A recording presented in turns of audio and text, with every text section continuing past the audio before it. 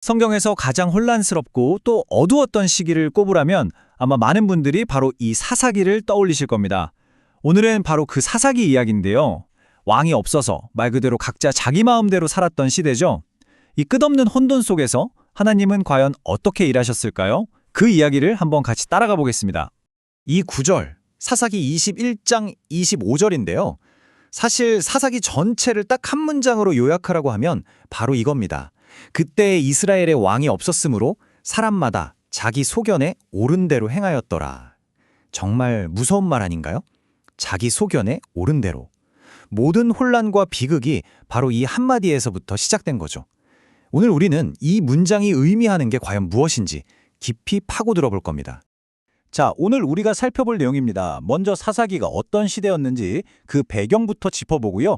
제1장에서는 왜 그들의 순종이 불완전했는지를 볼 겁니다. 그리고 제2장, 이게 정말 중요한데요. 사사기 전체를 꿰뚫는 죄의 순환 공식이 등장합니다.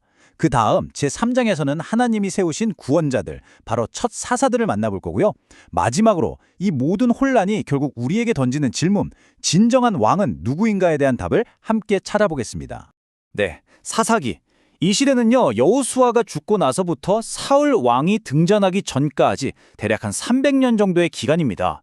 생각해보세요. 모세, 그리고 그 뒤를 이은 여호수아, 이 얼마나 강력한 리더들이었습니까? 그런데 이 위대한 지도자들이 사라지자마자 이스라엘은 그야말로 방향을 잃어버린 배처럼 표류하기 시작합니다. 바로 이 리더십의 공백, 이게 모든 문제의 시작이었죠. 이 시대를 한마디로 정의하면 정말 암흑기입니다. 중앙 정부도 없으니 지파들끼리는 흩어지고 영적으로는 계속해서 타락하고 죄짓고 구원받고 또 죄짓고 이 패턴이 끝없이 반복돼요. 그런데요, 여기서 정말 놀라운 점이 뭔지 아세요?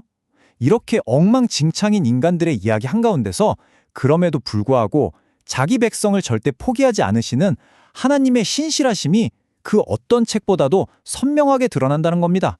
바로 이게 사사기의 역설이고 또 매력이죠. 자, 그럼 이제 본격적으로 제1장으로 들어가 보겠습니다. 이 1장은요, 앞으로 펼쳐질 사사기 전체의 비극을 암시하는 뭐랄까 일종의 서막 같은 장이에요. 분명히 승리로 시작했는데 어떻게 이게 타협으로 끝나버리는지 그 과정을 아주 적나라하게 보여주거든요.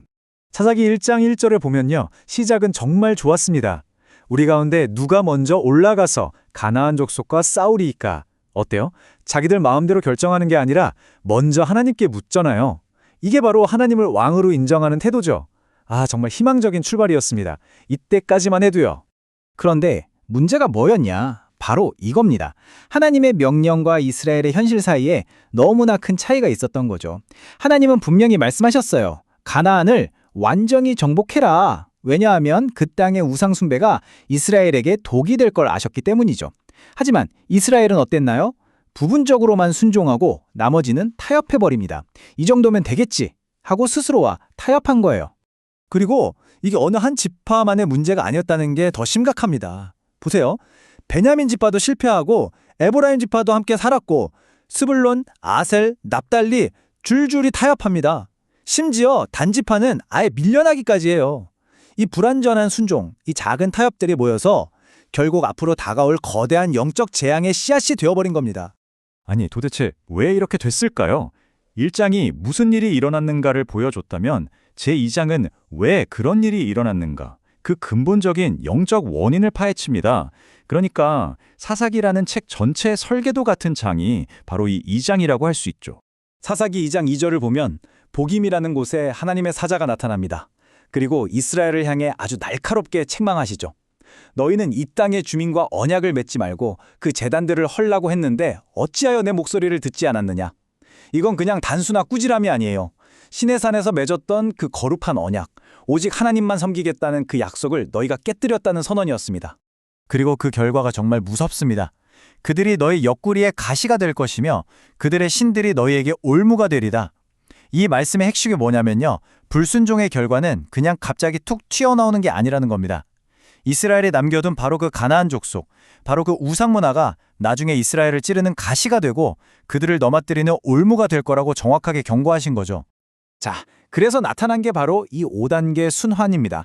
이건 거의 사사기 공식이라고 할 수 있는데요. 마치 롤러코스터 같아요. 한번 보시죠. 1단계, 죄. 평화로워지면 하나님을 잊고 우상을 섬깁니다. 2단계, 징계. 그럼 하나님께서 주변 민족을 통해 압제를 허락하시죠. 3단계, 부르짖음. 너무 고통스러우니까 그때서야 하나님 살려주세요 하고 부르짖습니다. 4단계, 구원. 그럼 또 마음 약하신 하나님이 사사를 보내서 구원해주세요. 5단계, 평화. 그럼 또 평화가 찾아오죠. 그런데 문제는 여기서 끝나지 않는다는 겁니다. 다시 1단계로 돌아가요. 이 사이클이 사사기 내내 지겹도록 반복됩니다. 그럼 이제 제3장으로 넘어가서 이 순환 공식이 실제로 어떻게 적용되는지 그 첫 번째 사례를 한번 보겠습니다.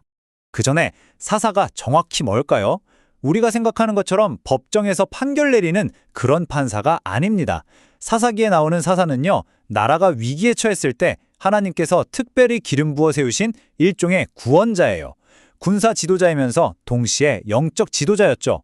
중요한 건 그들의 힘과 권위가 자기 자신에게서 나온 게 아니라 오직 하나님으로부터 왔다는 겁니다. 제3장에 나오는 첫 3명의 사사를 보면 하나님의 일하시는 방식이 정말 다양하다는 걸 알 수 있어요. 첫 번째 사사, 온니엘은 여호와의 영이 임했던 아주 모범적인 사사였죠. 그런데 두 번째 사사 에훗은 좀 독특합니다. 왼손잡이였는데 당시에는 이걸 약점으로 봤거든요. 근데 하나님은 바로 그 왼손을 사용해서 적장을 물리치게 하십니다. 정말 기가 막히죠? 그리고 세 번째 사사, 삼갈 이야기는 정말 더 극적입니다. 블레셋 사람 600명을 물리쳤다고 나오거든요. 아니, 600명이요? 혼자서요? 그럼 도대체 무슨 대단한 무기를 썼을까요? 뭐 철제 칼이나 전차라도 동원했을까요? 그런데 성경을 보면 정말 믿기지가 않습니다. 그가 쓴 무기는 바로 소 모는 막대기 하나였어요. 그냥 평범한 농기구입니다. 이게 뭘 말해주는 걸까요? 맞습니다. 전쟁의 승리는 인간의 무기나 전략에 달린 게 아니라 전적으로 하나님의 능력에 달려있다는 걸 이보다 더 확실하게 보여줄 순 없겠죠. 자, 이 모든 이야기들, 불완전한 순종, 끝없는 죄의 순환, 그리고 상상을 초월하는 방식의 구원, 이 모든 것들이 결국 하나의 질문으로 모아집니다. 이 모든 혼란의 근본적인 원인, 사사기는 처음부터 끝까지 일관되게 딱 한 가지를 지적합니다.